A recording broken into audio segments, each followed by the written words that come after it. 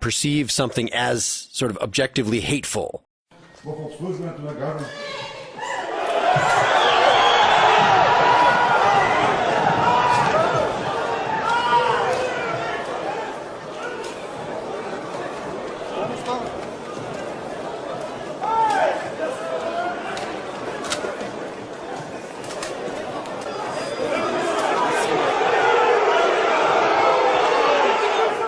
Stir up the transgressive and taboo. Society and culture are based on limits. This kind of behavior is acceptable, that is not. The limits are fluid and change with time, but there are always limits. Our concept of consciousness should begin with understanding of human perception. It was just like someone said, "Oh, this was a reform," and I was like, "Fuck that! Sid Vicious is dead." You know what I mean? He was the only fucking punk in the fucking Pistols, as far as I'm concerned. There's no possibility of overcoming our precariousness. There's no possibility of becoming invulnerable. There's no possibility of evading death. It's not going to happen. It's not going to happen. So to accept, that kind of precariousness, even finitude as a condition of human life is, I think, maybe a different basis for a certain politics. It's the one that the U.S. foreclosed quite quickly, 10 days after 9/11, and it's the one that they do not permit by putting a stranglehold on the media so that we can't understand the precariousness of those lives and the value of those lives that we've damaged or destroyed. He struck up a friendship with Prescott and began to interest him in politics. He realised that one could change from struggling as an individual, which he's done all his life, struggled against his conditions, struggled against things that he's been subjected to, but as an individual, and he realised, I think, that struggling collectively is more coherent. I mean that the experience of perception is our presence at the moment when things, truths, values are constituted for us. That perception is a nascent logos, that it teaches us, outside all dogmatism, the true conditions of objectivity itself, that it summons us to the tasks of knowledge and action. It is not a question of reducing human knowledge to sensation, but of being present at the birth of this knowledge to make it as sensible as the sensible, to recover the consciousness of rationality. Minister Malcolm, the thing that I thought might be good for starting it off is to talk about one of the most pervasive beliefs in the general society about the Nation of Islam, and that is that it is an organization dedicated to the use of violent means to attain its goals. The question I have is, how true is this, and why do you think it persists in society?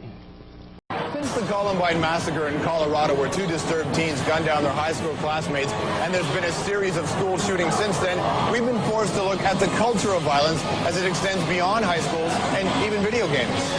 Violence and aggression are just part of the stresses of modern society. And we all seem to agree violence is up, but what are we going to do about it? The statistics show that youth violence is on the increase, but does this indicate a general increase in our violent world? And pay attention to the body. These entities to be public in some sense, to be available to everyone through our body, through what we call perception with our body, have access to the object. Whatever a dog sees is exactly the same world that I see. Just as my body is a system of all my holds on the world, founds the unity of the objects which I perceive, instead of the intellect, it's the body which is founding the unity of objects and our shared access to objects. Now, sitting in my room, as I look around, I'm only perceiving a very portion of the world.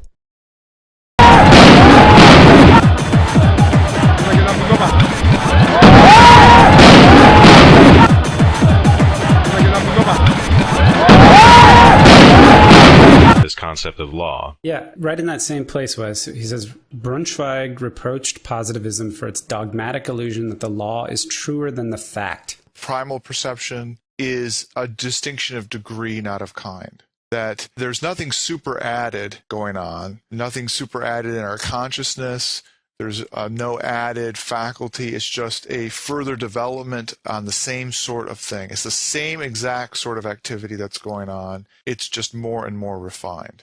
can't privilege the rational people living in our culture and say that's the key to getting at truth. I mean, that's one possible route by which we could come up with a standard we could agree on, but that's different from truth in some larger sense. And so he wants to say that animals and the uncivilized and the insane and children, we can't just say that they have sort of corrupted versions of our sentiments. We have to say that they have their own different way of perceiving and therefore, I guess, getting at truth, if truth even enters the picture.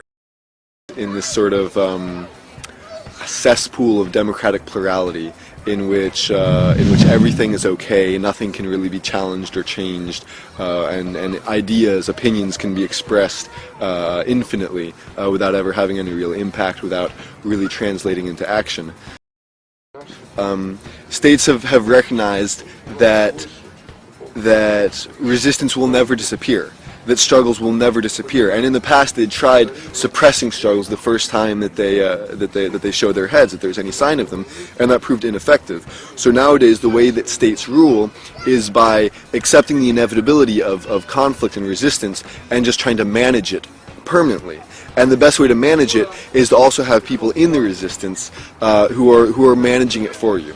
And that's really the role that nonviolence plays, and it's really encouraged by the media, by various dominant political discourses, that the state is allowed to use violence, but people who are rebelling, people who are angry, people who are trying to attack the system are aggressively isolated, slandered, bad-mouthed, punished if they ever use violent tactics. A part of us wants to go beyond that limit, to explore what is forbidden. If as children we are told not to go past a certain point in the woods, that is precisely where we want to go. But we grow older and become polite and deferential. More and more boundaries encumber our lives. Don't confuse politeness with happiness, however. It covers up frustration, unwanted compromise. How can we explore the shadow side of our personality without incurring punishment or ostracism? Organized and institutionalized at the end of the 18th century with the new penal codes in France, in Germany and so on, and then you find prison everywhere. It was the main means, the major means of punishment. And why this change? And that was my problem, and that is the theme of the book. And I had the feeling that the reason was that, in spite of the fact that prison was the symbol of the monarchic arbitrariness,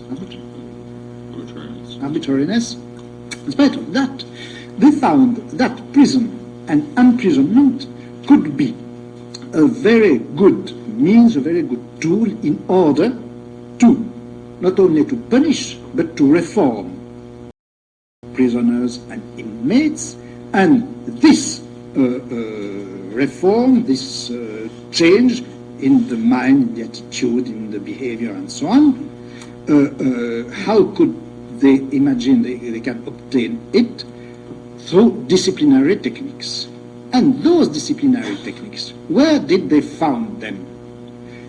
In school, in the army, where they have been used since the middle of the 17th century. And they have tried to build penal institutions on the model not of the ancient prison, but on the model of school, army, and so on. And so you can see the penal system as an expression or a consequence, one of the last consequences of this disciplinary system, which has been developed in other institutions. Guy don't do all around here anyway, does he? What do you do? What do you do around here? What do you do all day? I'm a soldier around here. I do what I have to do around here, innit? Ryan and his friends call themselves the Bench Hill Mad Dogs. They spend most of their days hanging round on street corners, supposedly protecting their patch. What do you think you'll be doing in 5 years from now, Ryan? Me? Dead. You'll be dead. Slanging drugs, loads of drugs. But people trying to shoot me, innit? I'll be dead soon, me. You'll be dead? Yeah.